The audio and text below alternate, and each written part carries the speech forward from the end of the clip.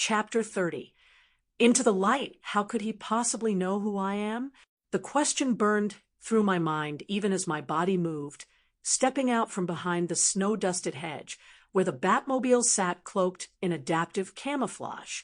My red armor caught the pavilion lights immediately, and I heard the collective gasp from 300 throats. "Renee, what are you doing?" Bruce's voice crackled with alarm in my earpiece.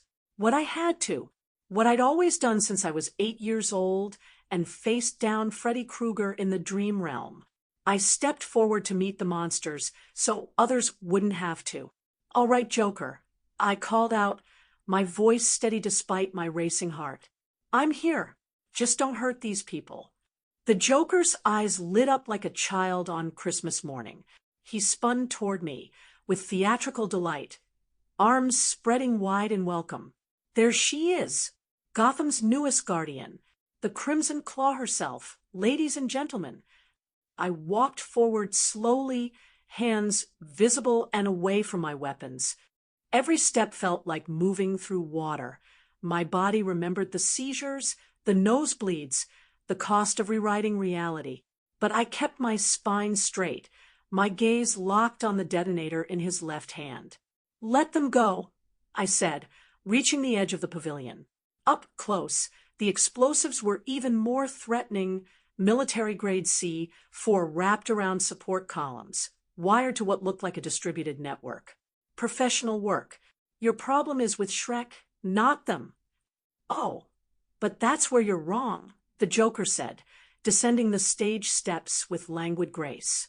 His purple suit was immaculate, his green hair slicked back. Only his eyes betrayed the chaos beneath. They darted and flickered like flames. "My problem is with everyone, with this whole rotten city that celebrates men like Shrek while hunting men like me."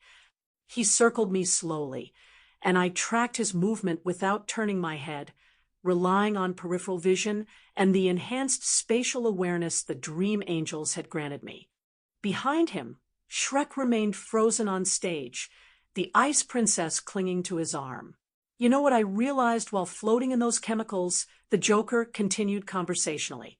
"While my skin bleached and my nerves screamed and I drowned in acid, I realized the joke isn't that bad things happen to good people.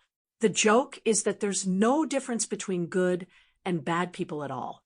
We're all just one bad day away from being me." "That's not true," I said quietly. My hand drifted closer to my grappling gun. "People choose. Every day, we choose what we become." "Do we?" He stopped directly in front of me, close enough that I could smell the chemical tang that clung to him. "Did I choose to be betrayed by my employer? Did those people," he gestured toward the crowd, "choose to live in a city where billionaires rig elections and plan to hold the power grid hostage?" "No," I admitted. "But you're choosing to hurt them now. That's on you." For a moment, something flickered across his face.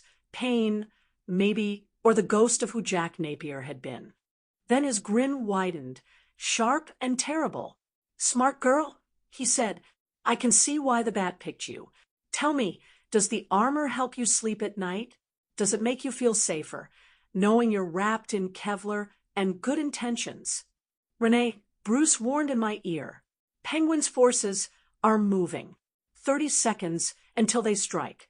I saw it too, the Bratva lieutenant's hand signals, the Maroni crew shifting positions.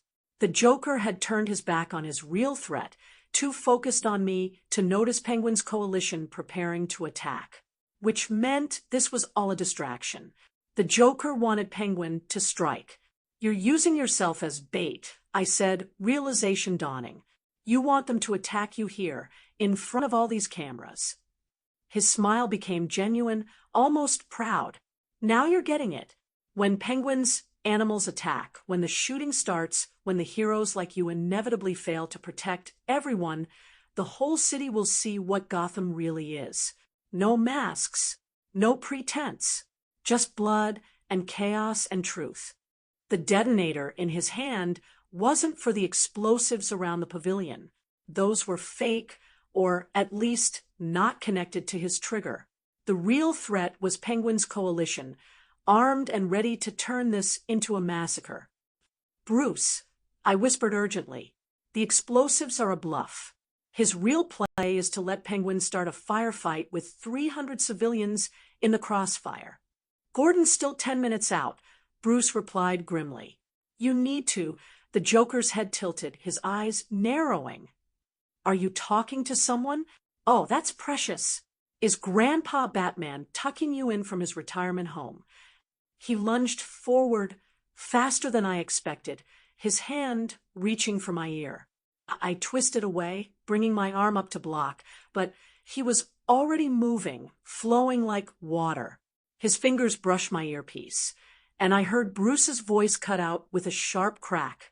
The Joker danced backward, holding my crushed comm unit between his fingers like a prize. "There," he said cheerfully. "Now it's just you and me and them." He gestured toward the Bratva enforcers, who had drawn weapons. "Let's see what you choose. Crimson Claw, save the crowd from Penguin's thugs, or stop me from walking away." He tossed the detonator casually into the snow, worthless as I'd suspected, and spread his arms wide. "I'll even give you a sporting chance. 10 seconds before the shooting starts. What's it going to be, hero?" The Bratva lieutenant raised his weapon. A woman screamed. Children scattered toward blocked exits. And the Joker laughed, backing toward the stage where Shrek stood, his eyes gleaming with manic delight as he waited to see which nightmare I would choose to face first.